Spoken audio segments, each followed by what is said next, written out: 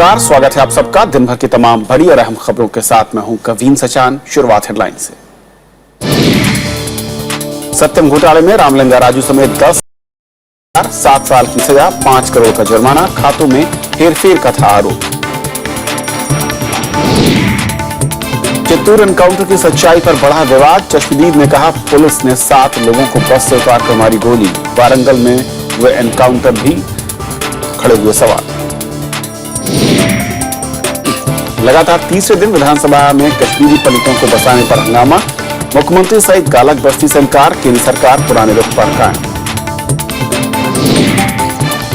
पर्यावरण संस्था ग्रीनपीस का भारत में लाइसेंस निलंबित, 6 महीने के लिए विदेशी फंड पर रोक। हेराफेरी के आरोप में गृह मंत्रालय ने जारी किया नोटिस।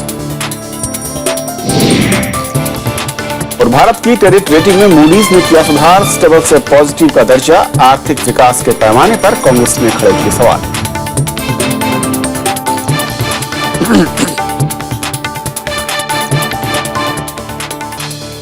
और आइए देखते हैं आज की हमारी पहली खबर।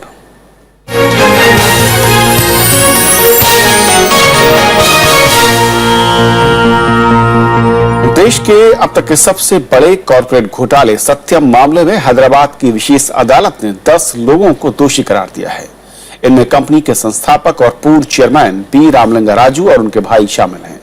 कोर्ट ने सभी दोषियों को 7 साल की सजा सुनाई है। राजू और उनके भाई पर 5-5 करोड़ रुपए का जुर्माना भी लगाया गया।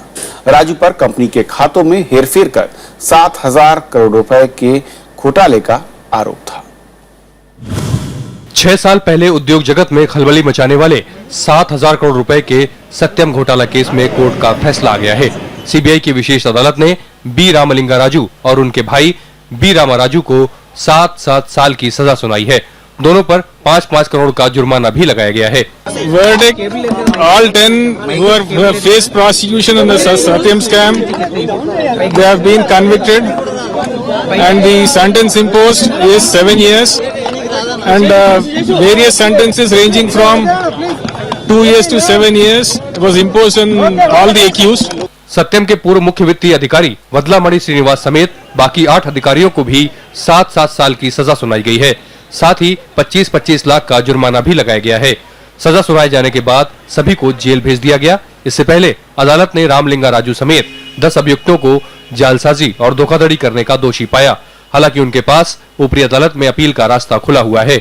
सत्यन और उनके साथी जो दोषी ठहराए गए हैं उनके सामने एक विकल्प ये खुला है कि वो उच्च न्यायालय में जाएं। 7 जनवरी 2009 को सत्यम घोटाले का खुलासा उस वक्त हुआ था जब बी रामलिंगा राजू ने माना कि कंपनी के बही खाते में गड़बड़ी कर कई सालों तक बढ़ा चढ़ाकर मुनाफा दिखाया गया। इस घोटाले के चलते निवेशकों को करीब 14,000 करोड़ रुपए का नुकसान हुआ। वहीं बी रामलिंगा राजू और दूसरों को 1,900 करोड़ रुपए का फायदा हुआ। खुलासे के 2 दिन बाद ही राजू समेत बाकी आरोपियों को आंध्र प्रदेश पुलिस की अपराध जांच शाखा ने गिरफ्तार कर लिया था। इस मामले को सीबीआई को सौंप दिया गया था। केंद्र सरकार के दखल के बाद सत्यम कंपनी भी बंद होने से बच गई थी। रविंद्र सिंह शौराण, राज्यसभा टीवी। तो इस पूरे सत्य मामले पर आए कोर्ट के फैसले और इसके इम्पैक्ट पर और बातचीत करेंगे। हमारे साथ खास मेहमान मनीष छिब्बर हैं, सीनियर एडिटर हैं लीगल अफेयर्स इंडियन एक्सप्रेस से। मनीष, स्वागत है आपका।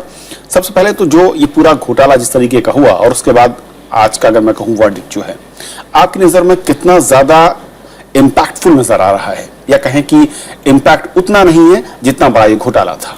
देखिए, जो कानून है उसके हिसाब से तो जो सजा हो सकती थी वो हो गई है, लेकिन इसमें कई पहलू हैं जिन पे मेरे ख्याल से कोर्ट का भी दिमाग नहीं गया है, और दूसरी तरफ से सरकारें भी, पिछली सरकार लीजिए या ये सरकार लीजिए, जांच एजेंसियों ने भी इस विषय को अच्छी तरह नहीं देखा है।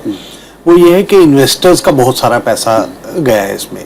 अब आपने उन पे 5 करोड़ का जुर्माना लगा दिया, उन्हें 7 साल के लिए जेल भेज दिया, जिसमें से 3-3.5 साल वो ऑलरेडी काट चुके हैं। फिर परोल वगैरह सारा मिला के अब मेरे ख्याल से 2-1 साल और रहेंगे। और ये इनके पास ये तो पहला कोर्ट है, अभी अपील है, जाने का सुप्रीम कोर्ट तक जाएंगे। अगले 6.5 साल के आसपास अभी आपके पहला फैसला आया है, अगले आप लगा लीजिए अगर अच्छी तरह अच्छे वकील खड़े करेंगे तो 10-1 साल और निकल जाएंगे। आप इसका कंट्रास्ट कीजिए जो अमेरिका में हो रहा है, इनसाइडर ट्रेडिंग, जो कि इससे कई गुना ज्यादा महत्वपूर्ण और डिफिकल्ट माना जाता है, उसमें रजत गुप्ता को 1 साल के अंदर उन्होंने जेल भी दे दी। अब यहाँ 6.5 साल में पहला अपील हुआ, पहला फैसला है। तो और इन्वेस्टर्स के साथ कोई बात नहीं है। आपने 5 करोड़ ले लिया, वो सरकार के खाते में चला जाएगा। जो इन्वेस्टर्स का 1600-1700 करोड़ का नुकसान हुआ था, वो कहाँ से आएगा? इस बारे में मेरे को लगता है कि अभी जांच एजेंसियों को और देखना पड़ेगा, लेकिन अब तो मेरे ख्याल से काफी लेट भी हो जाएगा इसमें। और जिस तरीके से इस पूरे घोटाले को अंजाम दिया गया, क्या ऐसा लगता है कि जो हमारे आर्थिक मामलों पर कानून है, जो लॉज बने हुए हैं, वो उसमें कई सारी जगहों पर मैं कहूँ एक नैरो स्केप देता है, पतले सकरी रास्ते जहां से गुजरते हुए उसको अंजाम देते हैं, और सजा के तौर पर जो मैक्सिमम है, उनको पता है कि शायद ये मैक्सिमम लिमिट है, उसके बाद बहुत ज्यादा इसमें कुछ होना नहीं है। देखिए, जो कानून है वो सबके लिए एक सा है, लेकिन बदकिस्मती ये है कि जो व्हाइट कॉलर क्राइम कर रहा है उसे इस बात का अंदाजा है कि मेरे को इससे ज्यादा सजा, अगर मैं ये कानून का उल्लंघन करता हूँ, मुझे इससे ज्यादा सजा मिल नहीं सकती है। तो 1500 करोड़ रुपया या 7800 करोड़ का आसपास, 8000 करोड़ के आसपास का ये था। उसमें अगर आपको लगता है कि 3-1 साल जेल में रहना भी पड़ गया, तो मेरे ख्याल से कई हिंदुस्तानी होंगे जो ये करने को तैयार हो जाएंगे। और इसमें आप स्टिग्मा भी नहीं है, क्योंकि आप वापस आते हैं और आप दोबारा वैसा ही लाइफस्टाइल अच्छा गुजारते हैं किसी को। लेकिन इसमें सबसे बड़ी जो मुझे लगता है जो सत्यम के बाद से उजागर हुआ है, वो ऑडिटिंग और अकाउंटिंग के जो हमारे बीच में इसमें दोषावृत्ति थी, उसको किस तरह से आप हैंडल करेंगे। अब आप देखिए, एनरॉन करके एक बहुत बड़ी कंपनी थी, हमारे मुंबई में भी उनका काम था। इनका अकाउंटिंग स्कैंडल हुआ यूएस में, जो आर्थर एंडरसन करके एक बहुत बड़ी अकाउंटिंग फर्म थी, वो अकाउंटिंग फर्म एनरॉन स्कैंडल की वजह से खत्म हो गई, उसका नामो निशान नहीं है आज की डेट में। जबकि इस केस में प्राइस वाटर हाउस कूपर्स ने माना पीडब्ल्यूसी ने कि हमसे गलती हुई है, हम मतलब वी वर मिसलेड और हमने कई रिपोर्ट्स भी गलत दी। उनके खिलाफ कोई एक्शन नहीं है, कोई उनके खिलाफ पता नहीं जांच हुई या नहीं हुई, लेकिन अभी भी सरकारी महकमों में उनका काम चल रहा है, प्राइवेट महकमे में उनका काम चल रहा है, आपने उन पे कोई एक्शन नहीं लिया। यही सत्यम का अगर आप केस देखिए, इंडिया में लाइबिलिटी लॉज, जो लॉ ऑफ टॉर्ट्स है, वो इतना विकसित नहीं हुआ है। इसकी वजह से अब यूएस में कुछ सत्यम, क्योंकि ये लिस्टेड कंपनी है नैस्डैक पे भी, वहां पे जो सत्यम के इन्वेस्टर्स थे, उन्होंने क्लास एक्शन सूट लाया, जिसकी वजह से टेक महिंद्रा, जो कि कंपनी जिसने सत्यम को खरीदा, उन लोगों ने उनके साथ सेटलमेंट किया, उनका जो नुकसान हुआ था उसकी भरपाई की। भारत में जिन लोगों ने, जो इंडिविजुअल इन्वेस्टर थे या बैंक्स वगैरह भी थे, किसी को एक पैसा भी नहीं मिला। अब 5 करोड़ को आप किस में बांटेंगे? तो ये सब खामियां हैं। मुझे लगता है कि गवर्नमेंट को इस पूरे से एक सबक लेना चाहिए था, जो कि नहीं लिया। तो क्या माना जाए मनीष की इस पूरे घोटाले उसके बाद भले ही सजा हो गई हो, लेकिन इससे ये तस्दीक नहीं होती है या फिर एक डर ये क्रिएट नहीं होता है कि इस तरह के घोटाले आगे नहीं होंगे? क्योंकि आर्थिक कानूनों को हम देखें, इतनी ज्यादा खामियां नजर आती हैं कि जब मैं कहूं कि इस तरह के नतीजे सामने आते हैं, और मैं कहूं कि जब कोर्ट अपना आदेश सुनाता है तो बहुत ही छोटा दिखता है। तमाम जो इन्वेस्टर्स हैं, उनका हक जो है जिस तरीके से मारा जाता है, उनको कोई संरक्षण देता नजर नहीं आता। देखिए, वही मैं कह रहा हूँ कि ये सत्यम एक सबसे बड़ा स्कैंडल हुआ। कितने दिन तक तो इस पे हम लोग ही लिखते रहे। तो मेरा ये मानना है कि उससे सरकारों, चाहे पिछली सरकार थी या ये अब नई सरकार है, और वेरियस जो जांच एजेंसियां, देखिए सरकार अपनी जांच एजेंसियों के थ्रू काम करती है, उन लोगों को सबक लेना चाहिए था कि एक तो इंश्योर करें कुछ ऐसा फुल प्रूफ मेथड हो जिसकी वजह से ये दोबारा ना हो, और उससे ज्यादा कि आप जो इंडिविजुअल इन्वेस्टर है, जो 10,000 रुपया 1,000 रुपया जिसने इन्वेस्ट किया है कंपनी में, आप उसको कैसे बचाते हैं? सेफगार्ड्स क्या हैं कि ऐसा दोबारा ना हो, और उनके नुकसान की जो भरपाई है वो किसी हद तक अगर पॉसिबल है करिए। अगर टेक महिंद्रा या सत्यम जिसने खरीदा, अगर वो यूएस सिटीजन्स जिन्होंने इन्वेस्ट किया था उनकी भरपाई कर सकती है नुकसान की, तो भारतीयों की क्यों नहीं? ये दोहरे मापदंड मुझे समझ नहीं आते। ये ठीक है, इंडिया में लॉ ऑफ टॉर्ट्स अभी इतना नहीं विकसित हुआ है, लेकिन गवर्नमेंट को चाहिए था इंटरवीन करती, कुछ करती। At the end of the day जो सरकार है वो नागरिकों के लिए है ना, वो कंपनीज के लिए तो बाद में है। आप यहाँ अब जो अकाउंटिंग फर्म है, ऑडिटिंग फर्म है, वो आराम से बैठी हुई है, वो अपना काम कर रही है, लेकिन जो उस एक छोटे से इन्वेस्टर का जो नुकसान हुआ है उसकी किसी को चिंता नहीं है। तो इससे जो नेसेसरी जो रिएक्शन होना चाहिए था, जो हमको लेसन्स ड्रॉ करने चाहिए थे, वो हम लोगों ने नहीं किए। और क्या मनीष वाकई इस पूरे मामले पर मैं कहूं कि जांच का दायरा सिर्फ रामलिंगम राजू और जो उनके तमाम जो मैं कहूं कि करीबी थे वहां तक सीमित रहा, क्योंकि ना तो वो कंपनी जो ऑडिट कर रही थी वो दायरे में आती है, और ना कि तमाम इन्वेस्टर्स जिनका हित मारा गया उनको लेकर कोई जांच होती है कि कैसे उसको आगे कंपनसेट किया जाएगा, या फिर कहा जाए कि कानूनी इस तरह का नहीं है। अगर ऐसे मामलों में जब FIR होती है, फिर जांच आगे बढ़ती है, तो वो दायरे से ऑटोमेटिकली बाहर हो जाते हैं। देखिए, एक सबसे जरूरी बात जो हम लोगों को समझनी चाहिए, जो सरकार मुझे लगता है समझती है लेकिन जानबूझ के उसको समझना नहीं चाहती है, दिखावा करती है, वो ये है कि ऐसा तो नहीं ना कि रातों रात किसी ने आपकी तिजोरी तोड़ी और उसमें से पैसा लेके भाग गए। जो मिस्टर राजू, उनके भाई और सारी परिवार अगर इस काम में लगा हुआ था, और ये over a period of time हुआ है, काफी महीने, काफी साल इसमें लगे, उन्होंने इसको परफेक्ट किया होता सिस्टम, उनको कभी लगा नहीं होगा कि हम पकड़े जाएंगे। अब मेरा मानना यह है कि कुछ ना कुछ दोष तो एजेंसियां जिनका काम था ये सब रोकने का, उनको भी लेना पड़ेगा ना। क्या मैं ये जानना चाहूंगा, अभी तो 10 लोगों का नाम आया, उनमें से कोई भी सरकारी अफसर नहीं है। क्या किसी की जवाबदेही हुई है? क्या एक भी अफसर की नौकरी गई, उसकी पेंशन गई? अगर वो रिटायर हुआ तो पेंशन जानी चाहिए, लेकिन ऐसा कुछ नहीं। आपने उन 10 लोगों को सोचा अंदर कर दिया, और वो भी अभी अपील है, मुझे लगता नहीं आगे जाके ये बात ठहरेगी, क्योंकि इंडिया में जो जांच होती है आपको पता ही है कैसे होती है। लेकिन सबसे बड़ा ये कि जो एक आम इन्वेस्टर है, जो अपनी जिंदगी भर की जमा पूंजी उसमें लगाता है, आपने उसका हित तो देखा ही नहीं। आपको लगा कि बस 10 लोगों को, और इससे ये जो सजा हुई है, इससे कोई एग्जाम्पल भी सेट नहीं होता है। आगे कोई डरे कि नहीं, अगर मैं ये काम करूंगा मैं इतने साल के लिए अंदर जाऊंगा। आप एक और कुछ नहीं, चलिए आप सजा तो 7 साल से ज्यादा नहीं दे पा रहे, आप कुछ ऐसा करते, इतना फाइन लगाते कि वो आदमी दोबारा खड़ा ना होता। अब जहां तक मुझे लगता है कि पैसा तो रिकवर हुआ नहीं, कहीं ना कहीं किसी न किसी लेवल पे वो पैसा पड़ा है, ये 3 साल बाद बाहर आएंगे और फिर दोबारा से वही काम करेंगे। बिल्कुल मनीष, बहुत बहुत शुक्रिया इस पूरे मसले पर बातचीत करने के लिए आपका।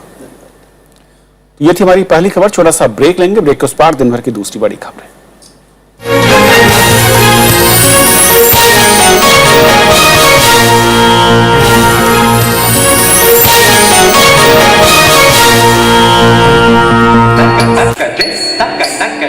कुचिपुड़ी नृत्य और उसको समर्पित कलाकार, नृत्य में नित नई प्रयोगों के हिमायती। पहले हमारा traditional only male dance form, जी जी सारे फीमेल से में प्रेजेंट करते हैं। The way we should present, it should touch their heart. शख्सियत में मिलिए गुरु जयरामा राव और वनश्री राव से शनिवार रात 10:30 बजे और रविवार सुबह 11 बजे सिर्फ राज्यसभा टीवी पर।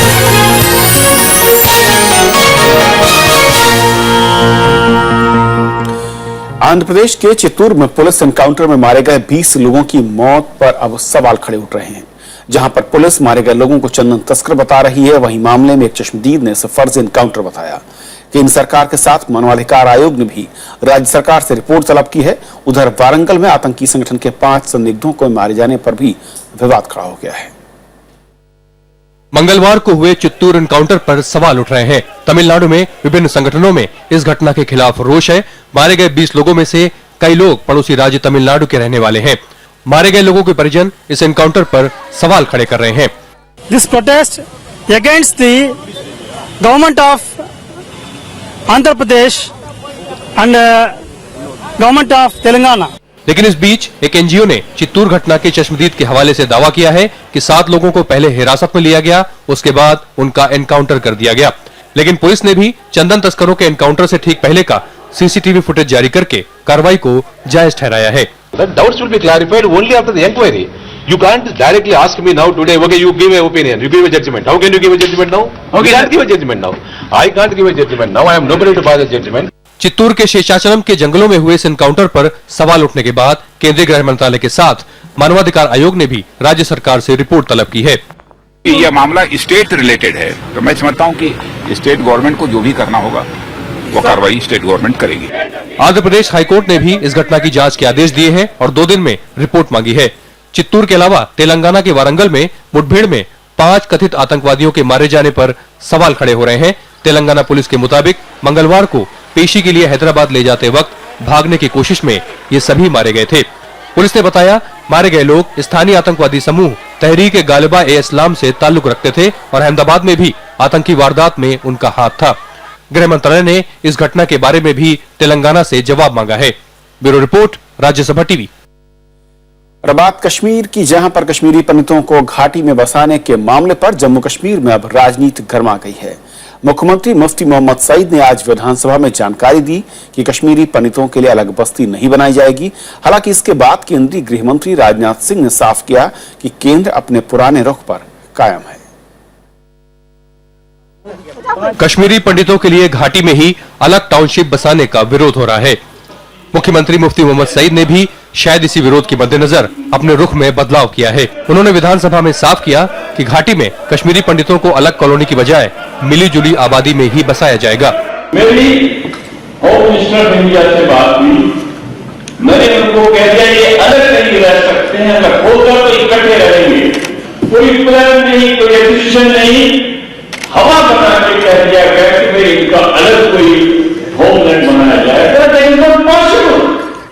हालांकि मंगलवार को ही सईद दिल्ली में प्रधानमंत्री नरेंद्र मोदी और गृह मंत्री राजनाथ सिंह से मिले थे और बैठक के बाद उन्होंने विस्थापित कश्मीरी पंडितों के लिए अलग टाउनशिप बनाने के लिए जमीन मुहैया कराने की बात कही थी। केंद्र सरकार ने भी कहा है कि कश्मीरी पंडितों के लिए टाउनशिप की योजना में कोई बदलाव नहीं है। जो भी सेंट्रल गवर्नमेंट का फैसला हुआ था जम्मू कश्मीर के पंडित के रिहेबिलिटेशन के संबंध में, फैसला वही है और उसमें जो हमारी वहाँ के चीफ मिनिस्टर के साथ बातचीत हुई है वो बहुत ही अच्छी बातचीत हुई है। जम्मू कश्मीर के अलगाववादी और विपक्षी दल अलग टाउनशिप बसाने का विरोध कर रहे हैं। उनका तर्क है कि इससे सुरक्षा संबंधी खतरे पैदा हो जाएंगे। क्या चाहते हैं वो, कैसे बसाना, उनका क्या है, उसका ब्लूप्रिंट क्या है, उसका उनका जो है खाका क्या है, ताकि जो अगर कोई गलतफहमी है वो दूर हो जाए और वो इस अपने मिशन को आगे चलाएं। लेकिन जो ये इंप्रेशन दिया जा रहा है कि उनको कॉलोनीज में अलग अलग जगह बसाया जाएगा, that is not acceptable to the people. ये एक बयान नागपुर में आरएसएस के लिए, दूसरा बयान होम मिनिस्ट्री के लिए दिल्ली में और तीसरा बयान कश्मीर में कश्मीरियों के लिए देना, एक पूरा खुद आप कंफ्यूजन पैदा करते हैं और थोपते हो दूसरे लोगों पे। 90 के दशक में राज्य में आतंकवाद की वजह से बड़ी संख्या में कश्मीरी पंडितों का विस्थापन हुआ था। लगभग 62,000 कश्मीरी पंडितों के परिवार दिल्ली सहित देश के कई शहरों में रह रहे हैं। बीजेपी ने राज्य के चुनाव के साथ लोकसभा चुनाव में भी कश्मीरी पंडितों की वापसी को बड़ा मुद्दा बनाया था। ये मुद्दा राज्य की बीजेपी पीडीपी सरकार के न्यूनतम साझा कार्यक्रम का भी हिस्सा है। Bureau report, Rajya Sabha TV. Delhi के तुर्कमान गेट रोडरेज केस में सियासत तेज हो गई है। दिल्ली बीजेपी ने मुख्यमंत्री अरविंद केजरीवाल के आवास के बाहर धरना दिया। प्रदर्शनकारियों को तितर-बितर करने के लिए पुलिस को पानी की बौछार करनी पड़ी। बीजेपी का आरोप है कि दिल्ली सरकार में मंत्री असीम अहमद खान आरोपियों को बचाने की कोशिश कर रहे हैं। वहीं आम आदमी पार्टी ने बीजेपी पर राजनीति करने का आरोप लगाया है। सोमवार देर रात शाम को बाइक सवार शहनवाज की कार में सवार कुछ लोगों ने पीट-पीट कर हत्या कर दी थी। पुलिस ने इस मामले में 5 आरोपियों को गिरफ्तार कर लिया है। दिल्ली की यह संस्कृति नहीं है और दिल्ली में इस तरह की गुंडागर्दी, इस तरह की बाउंसर की राजनीति दिल्ली में तो कम से कम नहीं होगी और इसलिए इस हत्याकांड ने हमको मजबूर किया है सड़कों पर आने पर। अगर ये चीजें नहीं रुकेंगी तो भारतीय जनता पार्टी लगातार इस तरह के संघर्ष जारी रखेगी। केंद्र सरकार ने आज पर्यावरण क्षेत्र में काम करने वाले एनजीओ ग्रीन पीस का लाइसेंस निलंबित कर दिया है। साथ ही भारत में इसके सभी बैंक खातों को सील कर दिया गया। गृह मंत्रालय ने ग्रीन पीस पर यह पाबंदी 6 महीनों की लगाई है, जिसमें विदेशी फंडों पर रोक भी शामिल है। ग्रीन पीस पर देश के आर्थिक और सामाजिक हितों को नुकसान पहुंचाने के आरोप हैं। इसके अलावा FCRA एक्ट के तहत विदेशी फंडिंग की जानकारी छुपाने का भी आरोप है। गृह मंत्रालय ने कहा है कि ग्रीन पीस इन सवालों का जवाब देने में विफल रहती है तो उसका लाइसेंस हमेशा के लिए रद्द हो सकता है। विदेशी फंडिंग के मामले में कई दूसरे एनजीओ भी जांच के घेरे में हैं। ग्रीन पीस ने सरकार के इस कदम की निंदा की है। The real reason for the government taking on Greenpeace is the fact that the government doesn't want a dissenting voice, a voice that has another opinion, either on clean air, clean water, environmental issues, the rights of farmers and tribals. We've been seeing what's happening on the land rights bill. अंतर्राष्ट्रीय rating agency Moody's का मानना है कि भारत के आर्थिक माहौल में सुधार हुआ है। मूडीज ने इसके मद्देनजर भारत की क्रेडिट रेटिंग स्टेबल से पॉजिटिव कर दी है। एजेंसी ने देश के 12 बैंकों और वित्तीय कंपनियों की रेटिंग में भी सुधार किया है। हालांकि एजेंसी ने बैंकों के बढ़ते एनपीए बोझ को लेकर आगाह जरूर किया। विदेशी निवेशकों के लिए मूडीज जैसी संस्थाओं की रेटिंग का खास महत्व होता है। अमेरिका की रेटिंग एजेंसी मूडीज का कहना है कि आने वाले दिनों में भारत बड़ी वित्तीय ताकत बनेगा। आर्थिक सुधार की दिशा में केंद्र सरकार की कोशिशों की तारीफ करते हुए एजेंसी ने कहा कि भारत में निवेश का माहौल बेहतर हो रहा है। हालांकि मूडीज ने भारत को फिलहाल Baa3 रेटिंग दे रखी है, जो निवेश ग्रेड का सबसे निचला स्तर है। इस बीच वित्त मंत्री अरुण जेटली ने आर्थिक सुधार की दिशा में और बड़े फैसले लेने की जरूरत बताई। Those macroeconomic factors now are very much in our favor, and now what we have to work on is to ensure that sector by sector, industry by industry, growth picks up so that the benefits follow through to consumers and to our businesses as well. मुख्य आर्थिक सलाहकार अरविंद सुब्रमण्यम का कहना है कि सरकार का ध्यान आर्थिक विकास के लिए जरूरी कारकों पर ज्यादा है, न कि एजेंसियों की रेटिंग पर। Focus of the government is on what needs to be done for the sake of the economy, and we hope there'll be an investment grade upgrade, but that's not what will drive policy going forward. इस बीच कांग्रेस का कहना है कि केंद्र सरकार की नीतियों का आर्थिक गतिविधियों पर कुछ खास असर नहीं दिख रहा है। आंकड़ों पर तो मैं जाता नहीं, लेकिन जमीन पर हालत ये है कि आप मार्केट में चले जाइए, कोई धंधा नहीं है, सिर्फ मंदा ही मंदा है। अगर ये आर्थिक मंडी सुधरने के नतीजे में ऐसा हो रहा है, तो ऐसी आर्थिक मंडी का सुधरना जो है, मैं समझता हूँ कोई अच्छी बात तो नहीं मुझे दिखाई दे रही है। मूडीज ने बैंकों के बढ़ते एनपीए को लेकर आगाह किया है। एजेंसी ने कहा कि आने वाले महीनों में बैंकिंग प्रणाली में सुधार न होना भारत की साख के लिए मुश्किलें पैदा कर सकता है। Bureau report, Rajya Sabha TV. प्रधानमंत्री नरेंद्र मोदी आज फ्रांस, जर्मनी और कनाडा के दौरे पर रवाना हो गए। पहले पड़ाव में आज देर रात प्रधानमंत्री पेरिस पहुंचेंगे। इस दौरान भारत और फ्रांस के बीच रक्षा और परमाणु ऊर्जा क्षेत्र में अनेक समझौतों पर दस्तखत होने की उम्मीद है। प्रधानमंत्री 12 अप्रैल को फ्रांस से जर्मनी के लिए रवाना होंगे।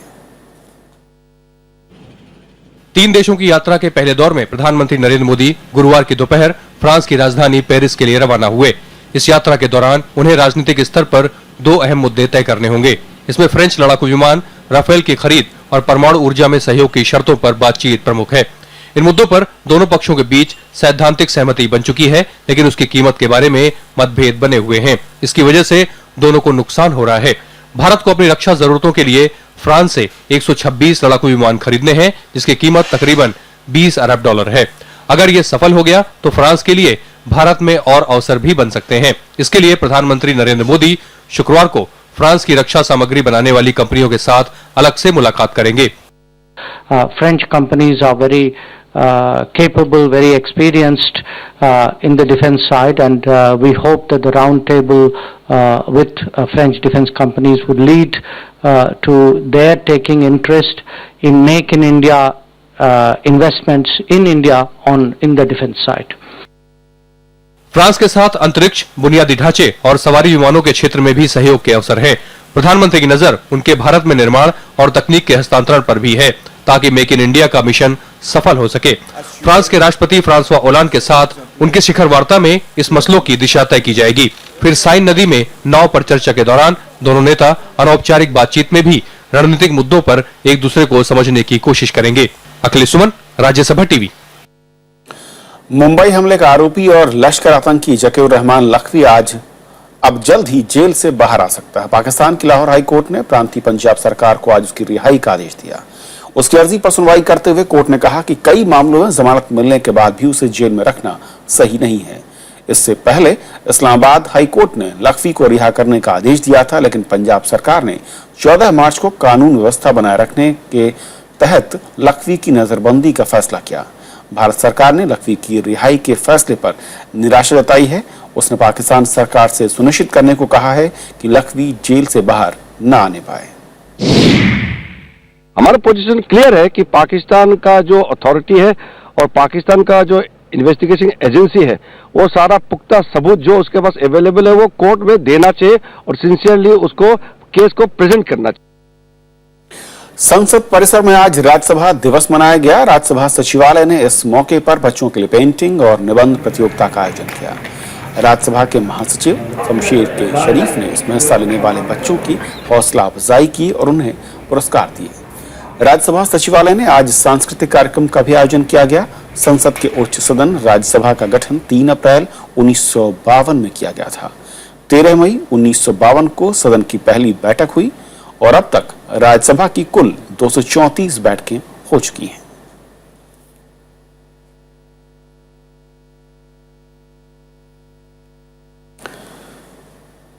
और चलते चलते एक नजर देश और दुनिया की कुछ अहम खबरों पर। नमस्कार। गृह राज्य मंत्री किरण रिजिजू ने आज 2 आधुनिक Mi-17 V5 हेलीकॉप्टर को बीएसएफ को सौंपा। उन्होंने कहा कि इससे बीएसएफ की एयर विंग की ताकत में इजाफा होगा। आने वाले समय में बीएसएफ को और 6 Mi-17V हेलीकॉप्टर मिलेंगे। इलाहाबाद हाईकोर्ट ने आज उत्तर प्रदेश पीसीसी की प्रारंभिक परीक्षा का पेपर आउट होने की सीबीआई जांच की मांग खारिज कर दी। कुछ दिन पहले ही परीक्षा से पहले पेपर लीक हो गया था। इस मामले को लेकर प्रदेश भर में विरोध प्रदर्शन हुआ था। गोवा की एक अदालत ने फैब इंडिया सीसीटीवी मामले में कंपनी के सीईओ समेत 7 लोगों की अग्रिम जमानत याचिका मंजूर कर ली है। पूछताछ के लिए इन 7 के खिलाफ समन जारी किया गया था।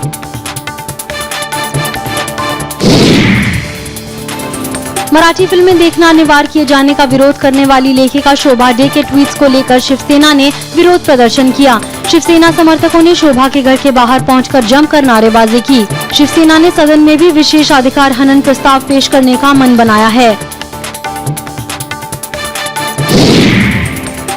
सुप्रीम कोर्ट ने आज इतालवी मरीन अधिकारी लातोरे की इटली में रुकने की अवधि बढ़ाने की याचिका को मंजूरी दे दी। कोर्ट ने लातोरे को 15 जुलाई तक इटली में रुकने की मोहलत दे दी। लातोरे समेत इटली के 2 मरीन अधिकारियों पर 2012 में भारतीय मछुआरों की हत्या का आरोप है। इराक में कुर्द सुरक्षा बलों ने यजीदी समुदाय के 200 बंधकों को आतंकी संगठन इस्लामिक स्टेट के कब्जे से छुड़ा लिया है। इन लोगों को आईएसआईएस ने पिछले साल जून में बंधक बनाया था। मलेशिया में खेले जा रहे अजलान शाह हॉकी टूर्नामेंट में भारत ने आज कनाडा को 5-3 से हरा दिया। भारत का अगला मुकाबला ऑस्ट्रेलिया से होगा। भारत फाइनल की रेस से पहले ही बाहर हो चुका है। कारोबारी हफ्ते के चौथे दिन शेयर बाजार में जबरदस्त उछाल दर्ज की गई। सेंसेक्स 177 अंकों की बढ़त के साथ 28,885 अंक पर बंद हुआ। वहीं निफ्टी 64 अंकों की बढ़त के साथ 8,778 अंक पर बंद हुआ।